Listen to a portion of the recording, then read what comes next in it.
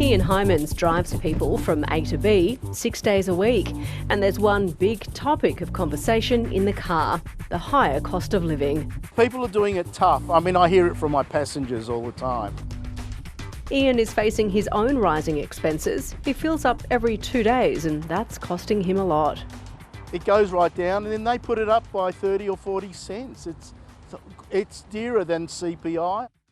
Even though it might feel like fuel is costing more, prices actually fell in the year to July. The cost of fruit and vegetables also declined, and that helped annual inflation cool to 4.9%, down from 5.4% in June.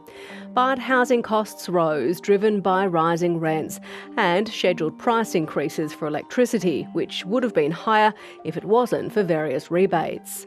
Now, we are making substantial progress in this fight against inflation, but a lot of Australians are still under the pump.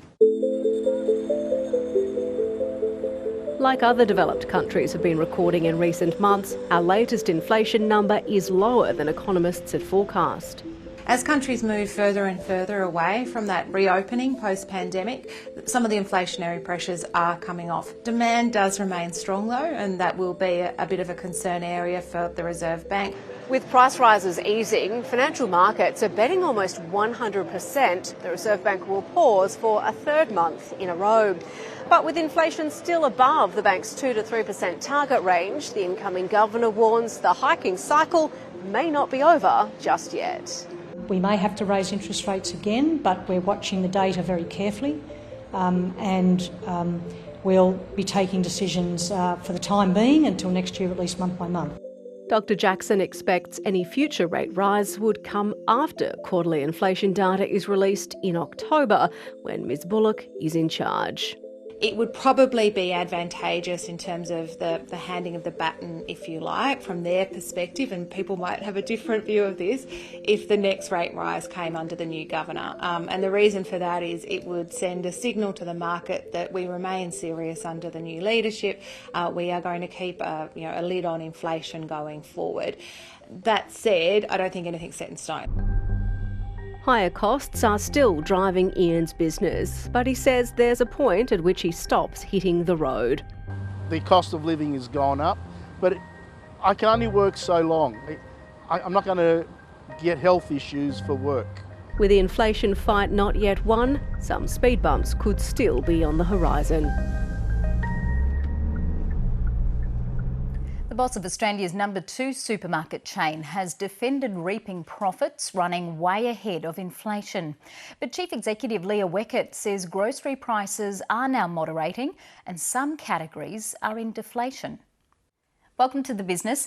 You're out campaigning today on bringing grocery prices down. Can you afford to do that? Because the price consumers have been paying for their average supermarket baskets over the past year or so has been running well above inflation.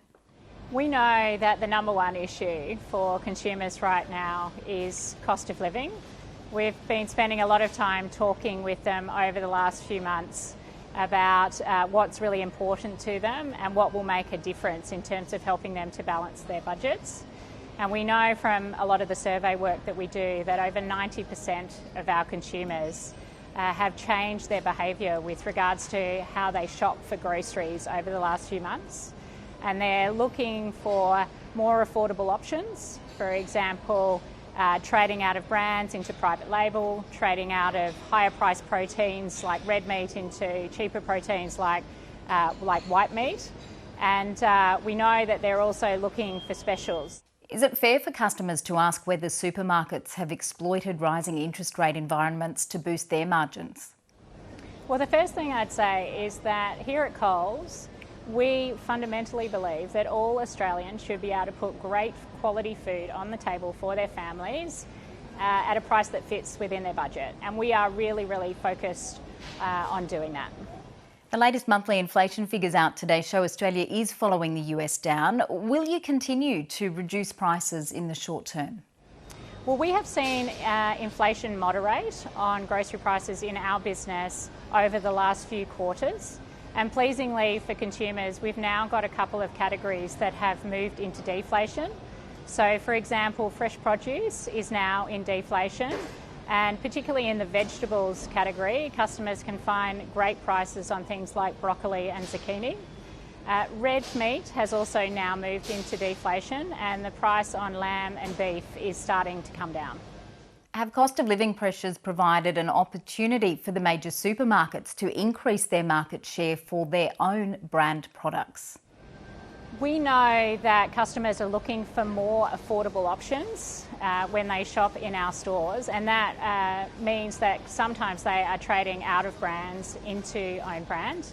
We have a range of over 6,000 own brand items in our stores, and we have seen in our business that our own brand sales have grown ahead of the store as customers really search for value to be able to work within the budgets that they have to spend.